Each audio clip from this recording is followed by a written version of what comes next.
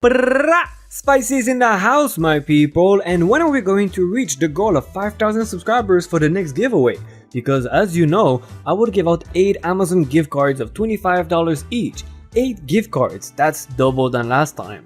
You have more chance to win, so go ahead, subscribe and like this video. Also let me know if you subscribe in the comments so I can show you some love. Congratulations short sweet mom for the comment of the day.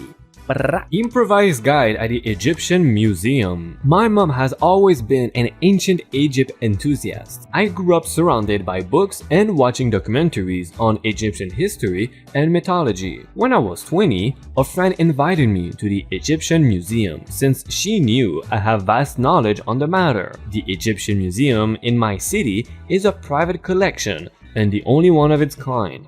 The museum did not have guides and my friend didn't want to spend the afternoon just watching some antiques and reading signs. When we arrived, the museum was empty. The box office guy was the only one there and my friend paid for our tickets and we started the visit. We were so immersed in the stories I was telling that I did not even notice something was happening behind us. When I was explaining why President Nasser gifted ancient temples to foreign countries, an old lady behind us asked a question. Before I could answer, the lady said, "I'm sorry, but I find your way of explaining things really interesting. Can I join you?" My friend and I were shocked. I looked at my friend since she was the one paying and she nodded. So we continued the visit with the old lady following us. And after a while, the old lady was not the only one following us around the museum. When the visit was over, some of the people following us, I don't remember how many people there were, probably 10 or more, tried to pay for the visit. I declined since I was not a licensed tourist guide and I did not work there. Later, I learned that they were all from the same retirement home and were spending the afternoon at the museum as a field trip. They thanked me for the guided free visit and said goodbye. My friend and I were talking about how funny the situation was when a man that introduced himself as the museum curator stopped us at the entrance or exit. "You can't do that, young lady." "Do what?" I asked. "Guided visits are forbidden in this museum. We can't let anyone without formal training to go around a museum explaining stupid things to visitors." He was so condescending that I wanted to punch him in the face. Maybe if you offered proper guided visits, all those peoples would not have followed me around the museum to learn more about the culture and customs in ancient Egypt. "What we offer in our museum is not your business, young lady." He was trying to look polite but failed miserably. "What is it, however, is the prohibition of offering services outside our management." "Which services?" I replied. I was walking around explaining things to my friend while all those people started following me around. It is not my fault that what you've got to offer is not enough. I must admit that I was being a bit, probably a lot, passive-aggressive, but that man was despicable. Maybe I raised my voice too much because one of my improvised customers turned around and yelled at the curator. "She did no harm," the old man said. "She was very kind and told us very interesting stories about Egypt." "That's not an excuse," the curator replied. "What she did is illegal." That sentence started a battle between the curator and the group of retirees. One of the retirees claimed to be a retired lawyer and told the curator that since I did not receive any remuneration for what I did and it was all improvised, he could not call the cops on me. Realizing that he was fighting a losing battle, the curator told us that we could go, but "Don't do it again, I will be watching." When we walked out, I was fuming, and my friend showed the finger to the curator. The retirees were calling him names and claiming they will never come back again. The situation was starting to slow down when the box office guy replied, "For what you have left to life." Remember him?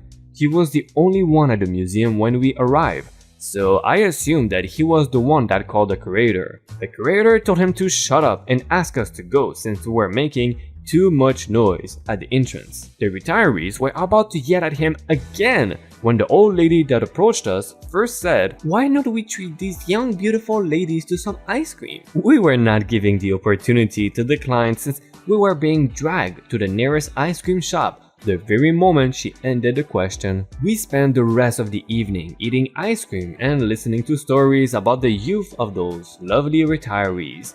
It was wonderful. Nowadays, the museum offers all sorts of guided visits, free and paid. Okay, I am imagining an office in a police building. A grizzled police veteran slams down a phone and says, "Quick everyone, get to the Egyptian Museum. We have an official tour group going around." And sirens blaze and they tour through the streets, breaking down the door, and they find the intrepid illegal tour guide and strictly said, "This is an authorized tour guide. Stop now or you're being booked." Yeah, maybe I went too far on this one. No, I will not cut your fabric. I went to a well-known craft store chain after work one day. My work uniform is a solid dark blue top and skirt. The uniform at this store is a white shirt, black pants, and maroon apron with their company logo in pink. I had my coat on. I had my wallet and my phone in my hand. I had a basket full of stuff. I was shopping, and suddenly, a woman steps out from an aisle holding about 10 rolls of fabric, blocking my path. "Excuse me, are you going to cut my fabric or not?"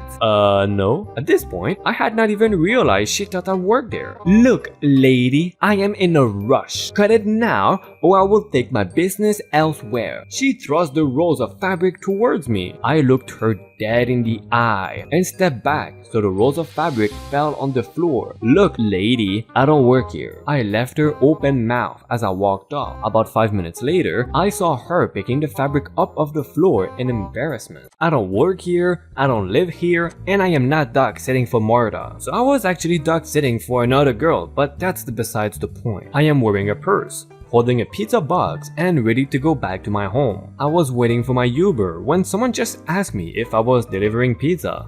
Fair enough, I am holding a pizza box, albeit upside down, and I probably look impatient. "Are you delivering pizza?" I start to say I'm not, when he realizes I'm not and he goes, "Oh, you are not delivering pizzas? Sorry." Okay, not too creepy. Until the man comes back like 15 seconds later. He goes, "Do you have any bottles or clothes?" I do not live here. I'm dog sitting. "Well, you're probably dog sitting for Marta." Nope. Since I am in the bad part of town, I grit my teeth and let him think I am dog sitting for Marsha. Yeah, I think he meant Marta there. "Okay, so tell Marta I am collecting clothes for charity and bottles. Let her know, sweetie." "Thanks." Would not have been so weird if the neighborhood was not bad and he was not 40 years plus my senior. He was nice enough, though he gave us the creepy vibe and instantly became condescending when I told him about the fact that I did not, in fact, live there. Just a quick reminder before we get to the next story, if you enjoyed these videos and you want them more in a newsfeed on your recommendations everywhere because you like what I do, you're having fun, and you think I'm having fun and we all having fun, and you want me to make better videos so I can have a bigger budget, so you want to help me by subscribing, by liking, by commenting, so I can make a bit more money with ad revenue because they don't pay much, they don't pay basically nothing, and I can hire more people, well, just have to subscribe. Thanks. Get my smokes. Get your child. Backstory. I used to hang out at a store near a bus station. It was a little convenience store that had a nice old man. By the way, I was not loitering. I always bought a large pack of Twisters, knockoff licorice. Edited. I walk in and wave to the old man before browsing the shelves. He says hi, then gets called out the back. A few seconds later, the bell chimed as the lady walked in and looked at the cash register station. So I had been thinking about what flavor to get. Red, blue, green, and waiting out the rain. A young lady, around 20, snapped loudly at me, but was still talking on her phone. I walk to the next color of licorice. She yells at me, "How dare you ignore me? I need my smokes." I turned to look towards her side before saying, "Not my job." She followed me for 20 minutes telling me to help her or she will get me fired and how she needed her smokes or she won't be able to babysit today. Edited again, my apologies. Here's around the time the old man walked in and she began saying stuff about teens being lazy. I turned, nodded, and walked to the blueberry, reading the little slogans, then picked up the upside down bag, flipped it right, stepped over to the sour apple, and grabbed 3 bags of 20 because I knew he would have to deal with this crap too. Paige stepped beside the man, warned him she would be in trouble, stepped out into the rain and saw the lady's car was an open convertible with a young girl in it soaked in rain crying for her mom. Pissed, I handed the girl my umbrella. I hate umbrellas, so I don't care, and Marcin yelled, "Dumb bitch, Your child is freezing and soaked. Get the F out of there. She looked shocked and pissed all at once. I stepped out and walked to my bus. I was pissed for the rest of the day. So she didn't go to the cashier for smokes, but followed you around for 20 minutes? I am 13, not 21. So I was in ASDA, a UK shop in Barnstaple. I was wearing a green shirt, which is the color scheme of ASDA. So yeah, you can see what is going to happen. So I was in a coffee eating a wrap when a Karen came up to me and practically screamed at me for being a lazy teen and a waste of space. Here is pretty much what she said. K for Karen, and M for nice manager, and me for me. Excuse me? What? Why aren't you working? Because I am only 13? Don't lie to me. You are wearing the uniform. No, I bought this at Prime. Don't lie to me. My husband is a police officer. And? He will arrest you for assault. You know that this ASDA has cameras. I don't care. I'm going to tell your manager that you are a lazy faggot and you like to assault female customer. Now, I'm bisexual, so that remark hit me hard. First off, I do not work here. And what you called me is deeply offensive. She then grabbed my arm and pretty much dragged me to the customer service desk and called for the manager. She came down to see what the problem was. Ha! A manager. Fire this entitled lazy guy. He punched me in the breast. He does not work here. Also, I am 13. Ma'am, I have to ask you to leave. A lot of people want to know her reaction, and I do only remember some things. My favorite thing she said was, I'm going to go shopping in Tesco now. I hope that the people working at Tesco are coping with her now. In the end, I was given a free juice burst, so it was not all that bad. I am 12. I'm too young to work at a car dealership. Just a backstory to why a 12-year-old was at a car dealership. I really like cars and wanted to check out a specific new sporty Japanese car.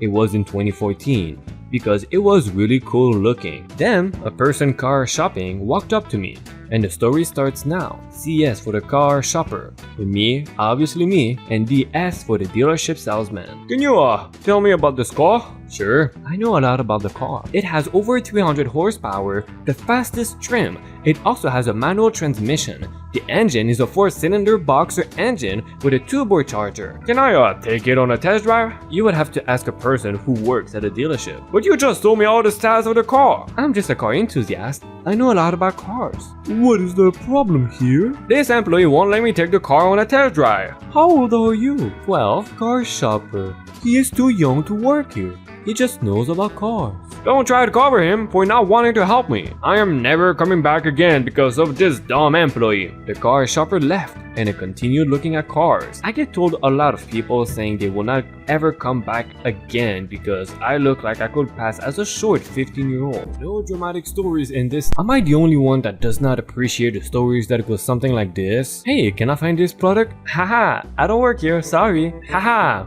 oops, I'll find an employee. And that's basically it. No angry customer, no crazy lady yelling, no managers, nothing actually happening besides a quick apology and a laugh. Honestly, who cares? Can we make a new has to be a dramatic rule? What do y'all think? It's actually a good question. Let me know in the comments. Before you go away or enjoy my playlist of I Don't Work Here Lady videos, remember to subscribe to have a chance in winning one of the 8 Amazon gift cards I will give when we reach the 5,000 subscribers goal. Thank you for your support and hopefully you can help me create better videos with your likes and comments. Bye bye.